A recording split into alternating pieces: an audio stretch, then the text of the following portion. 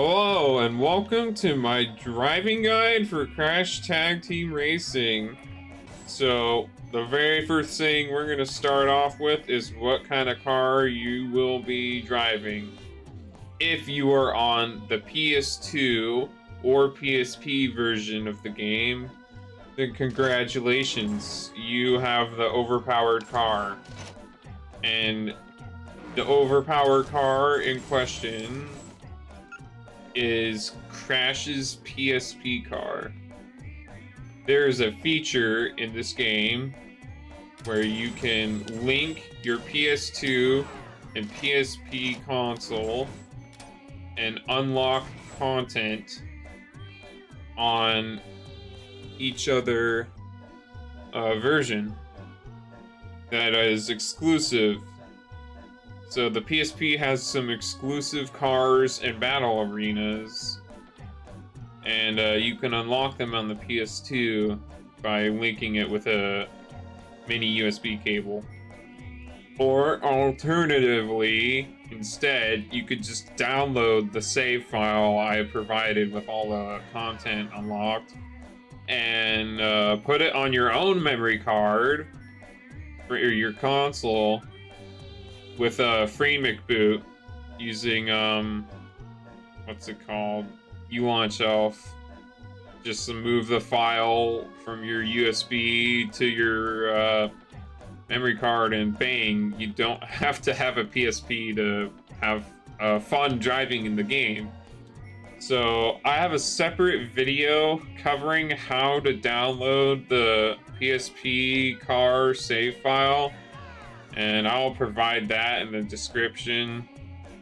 It's an older video, but it should work just fine.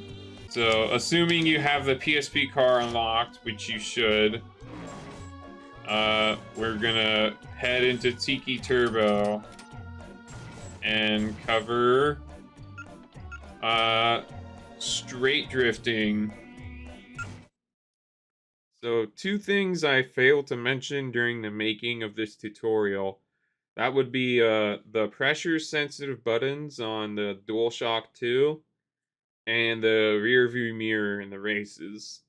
So for the DualShock 2 buttons, you have X and R2 to be the options for accelerating.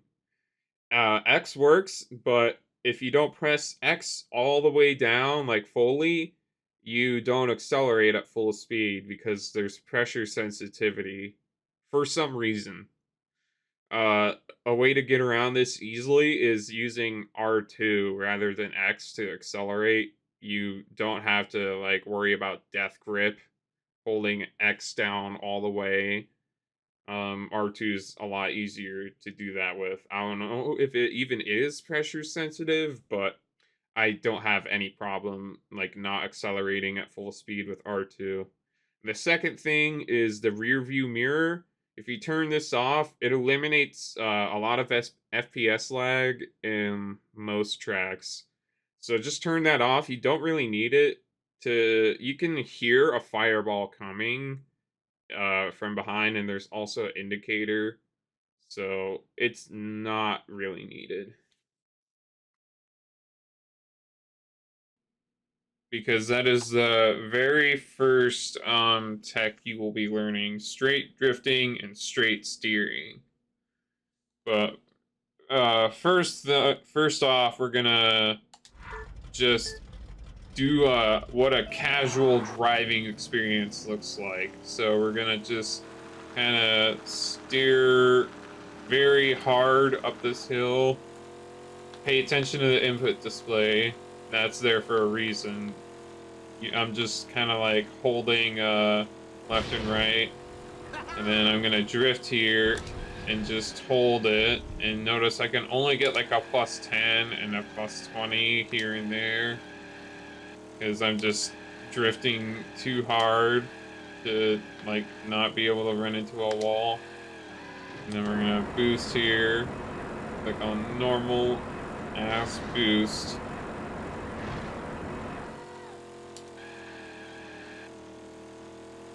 But, the casual driving. Alright. Finished with a 52. So, right away, let's improve our driving. Pay attention to the input display. I'm going to hold forward and just barely steer to the left and right while holding forward and tap the brake button to drift. And I can drift a lot straighter. And you can notice I already have boost points now because I was able to get plus 30s because I could drift for longer and straighter. So another thing we could do to increase our speed at the very, very start of a race or fast lap is just after we accelerate a little bit, just drift straight away. Because when you drift, you accelerate a lot faster than normal. That's what we call a lazy drift. If you try and drift too straight, you get just the tire marks and no boost point skid marks, like so. You don't get the sparks. Notice how I got the sparks, but then just got a lazy drift. That's what happens if you drift too straight. You just gotta practice and get a feel for it. Even I get lazy drifts just because I try and drift as straight as I can in places. And drifting uphill is another thing. So pay attention to my speed bar here. I'm gonna go up this hill without drifting. It's at about 4 bars until we get to the top. Okay. So now we're gonna drift straight away and build up speed immediately, and then keep that speed by drifting uphill. And if you pay attention to the speed bar, I had about 5.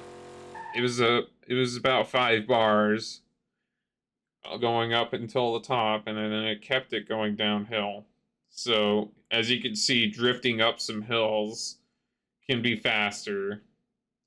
Depending on what hills, just watch what hills I drift up in runs, etc., etc.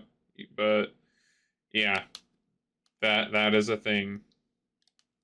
So here on Dead Heat, I'm going to show you regular boosting versus a tech called brake boosting.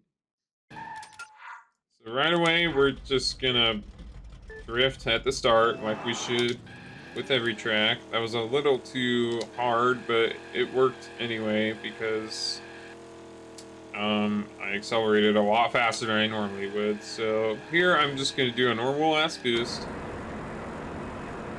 And if you look at my input display, I'm letting go of the analog stick on straightaways while I'm boosting, because that builds up some speed. Not as much on a normal boost, but still. So we're just gonna go through here, do another normal boost. Just pretty chill. Try not to drift during your boosts if you can. Okay, so now that we've shown what a normal boost it looks like, we're gonna do a brake boost. And how you brake boost is you slow down. If you want a really strong brake boost, you come to a complete stop, and as you are boosting, you hold brake. So right here, I'm gonna come to a full stop and just hold the brake, and when I boost, I'm gonna be holding brake, and you can let go after you boost. The brake button, that is. So we're gonna try and line up so I go straight, and you let go of the analog stick if you're like going down a straightaway, because you will build up great speed if you don't hold the analog stick. But once you're steering, you can like try and hold forward if you need to have like more control. But in general, while you're boosting, not holding forward helps a lot in keeping your speed. So we're gonna do a brake boost here. And as you can see, I'm going way faster than I was before. If you pay attention to my speed meter, I'm like nearly at the red because I kept so much speed because that brake boost is so strong. So we're gonna try and get another brake boost up here. And as you can see, I just stayed on the ground because I drifted at over an angle. So here's another brake boost. Not as strong as the last one, but still pretty strong. And because of these brake boosts, I finished with nearly a 45 versus a 47.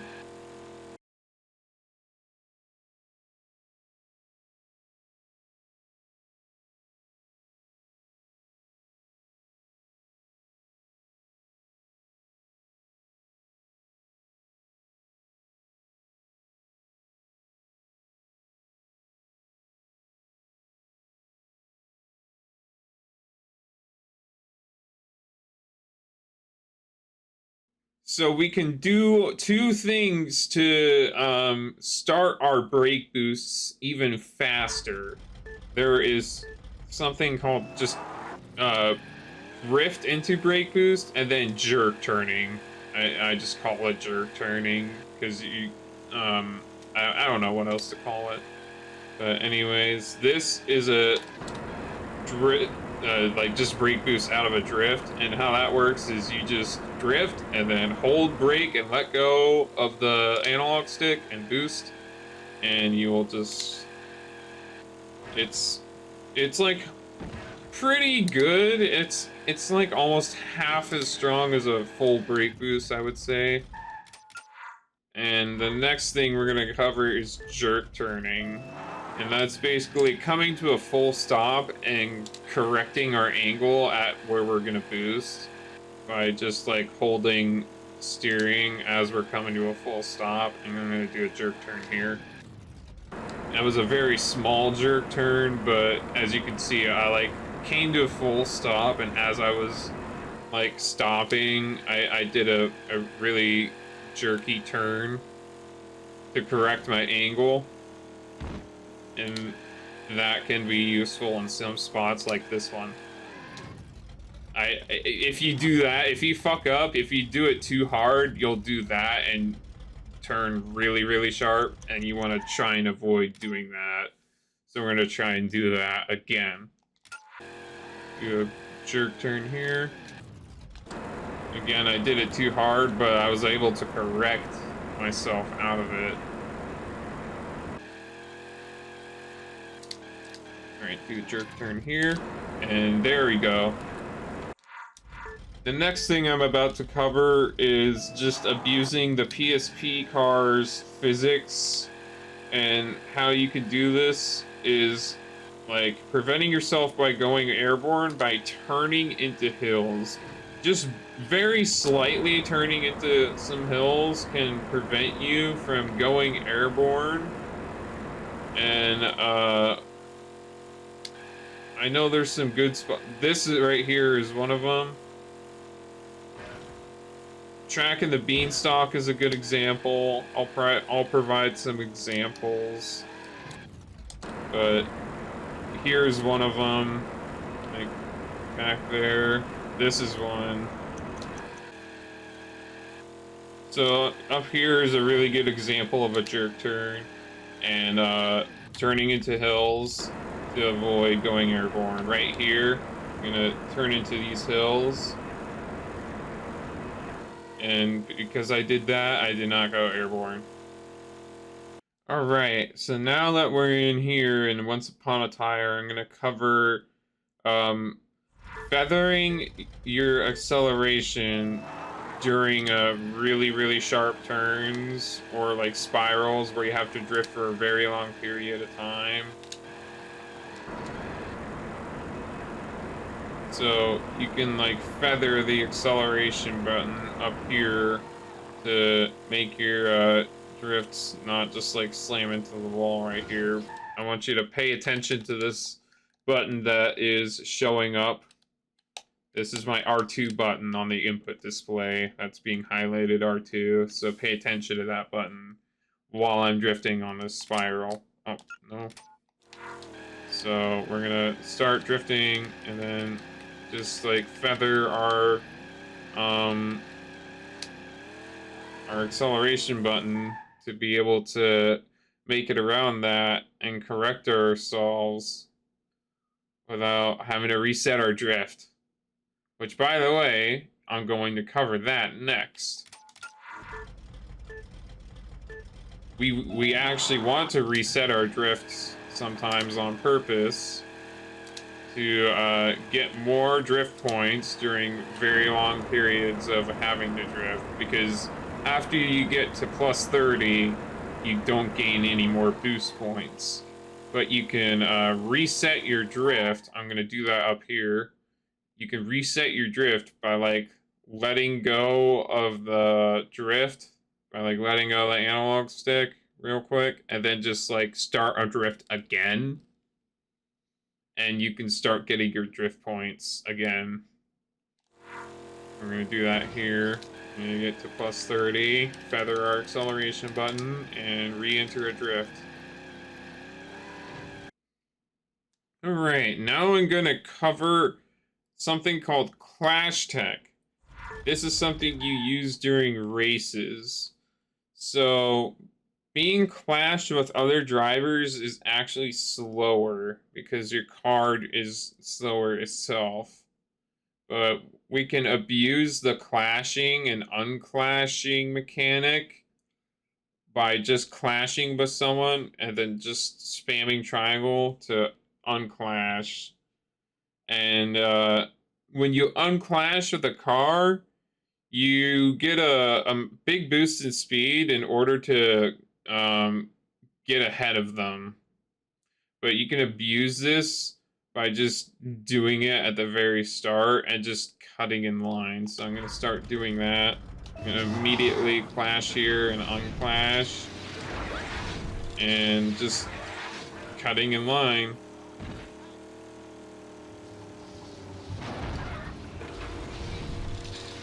And as you can see, I'm just getting like a boost in speed from it as well. And I'm just cutting ahead of the other drivers. You can actually use this clash tech to get past engine at the start of dead heat on insane speed. It has to be on insane speed. Normally on a dead heat race on insane speed, you at the start, engine and crunch are at the lead every time, and they clash with each other like 80 or 90% of the time, and you will die if you don't get ahead of them before that happens. But using the clash tech in a certain way, we can actually get past them before they can do it. It's a little bit dependent on Nina, because you need to clash with Nina, but sometimes Nina just drives too fast for you to catch up and clash with her. So it does depend on the AI a little bit for this strat. But rather than clashing with Von Clutch, we're gonna do a drift at the start and then clash tech with Pasadena, get around this corner. Good, Nina was there for us. And then clash tech off Nina, and we can actually get past Crunch and Engine before they can even clash. So the next thing I'm gonna cover is using chickens and monkeys. They have some uses that you may not know about. Now, the biggest thing you can use chickens and monkeys for is defending yourself against fireballs. We got a monkey at the start, and that's the best thing for defending ourselves from things coming at us from behind. So I'm just gonna try and wait for any sort of item to be thrown at me, and you'll get the indicator the indicator that something is being thrown at you. Fireball, chicken, monkey, either of them you can defend yourself against. And nothing's coming so far. Oh. Well, they threw a chicken at me and I didn't have the time to react. And there was a fireball. If you didn't hear that, that was a fireball I just threw my monkey at. Let's get a boost to get ahead of these fuckers. Yeah, as you can see, a fireball just hit me there before I could even grab a chicken. And getting hit by a fireball will lose time. So you want to keep any monkey that you keep until you have to boost. Because boosting saves a lot of time. You can also boost as a fireball's about to hit you, and that will prevent it from hitting you. That is another defense mechanism. So I'm gonna try and get a chicken here to show how you defend yourself from a fireball with a chicken. It's a little harder to do it with a chicken because there's a bit of a delay. You don't even get an indicator for those stupid missiles, by the way. Those are just, fuck you. So, you have to hold backwards on the analog stick to throw your chicken backwards. And it has a little bit of a wind-up time, which makes monkeys a lot better for, defending yourself against fireballs. But chickens have their own property of being able to hit targets on the track that can give you boost points. And I'm gonna do that with this chicken here just to show it off. You can also throw chickens and they'll act like mines like that, which often troll you most of the time from the AI spamming chickens. But here's a target. You can throw a chicken at it and gain 50 points for boost. And there's like it's really rare for any track to have any ground targets like that you can throw a chicken at. There's like one on Dead Heat you can hit. It's like really hard to hit though. It's at the second corner. It's at the second spot where you break boost. But you can also hit the shortcut fences with a chicken and get boost points, but it's not very often you do that because of the boost routing. But I'm just gonna do it just to show it off. As you can see, those shortcut fences act as targets, so they also give you plus 50. The last thing I think I'm going to cover is this is mostly for insane speed, but there are areas of the track where you can let go of accelerate to get over some hills without going airborne. Okay, lol. What is this driving from Crunch? So up here, I'm gonna let go of R2 a little. And you see, I slowed down so I could stay on the track. And here I'm gonna do some turning into hills on insane speed to stay on the track and not go airborne. I managed to stay on the track with that insane brake boost, which is kind of cool. They're just really spamming these tracks.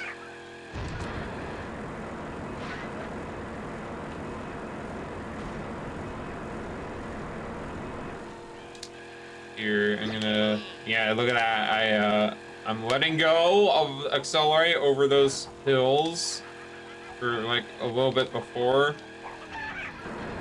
to like stay on the ground. You can keep holding the direction you're drifting over this. Watch this. Just do this. And then drift again, holding that same direction as you're going airborne. Okay, so now I'm gonna use everything that I just talked about and taught you on Labrea carpets because it has most of everything that we use. So right away we're gonna clash tech with engine. Hey there, buddy. This isn't California, you know. Some way to treat a lady. I've never seen that happen.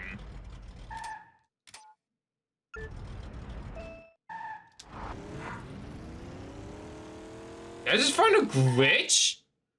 Dude, I just found a glitch! It's like right after go.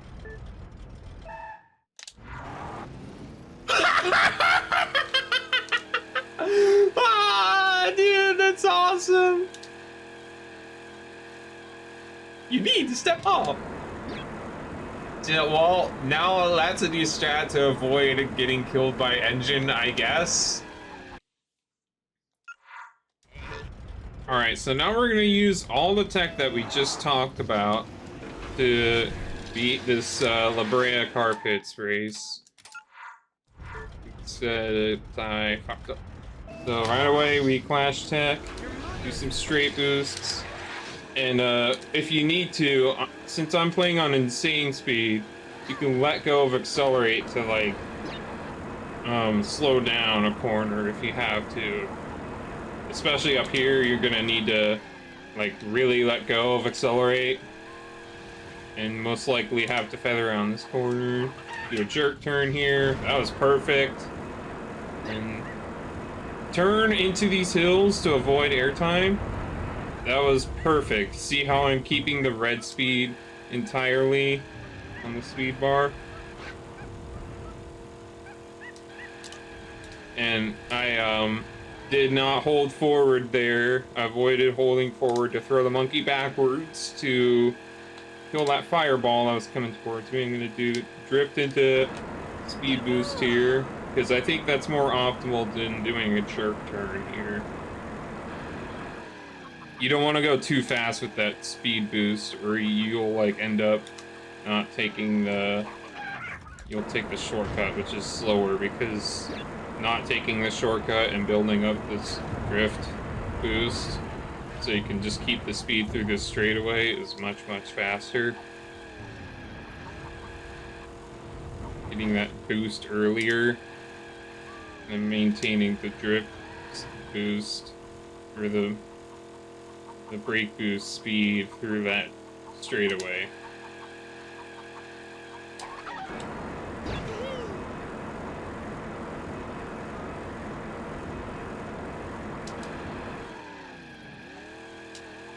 Yeah, notice I'm really like slowing down by letting go of R2 fully.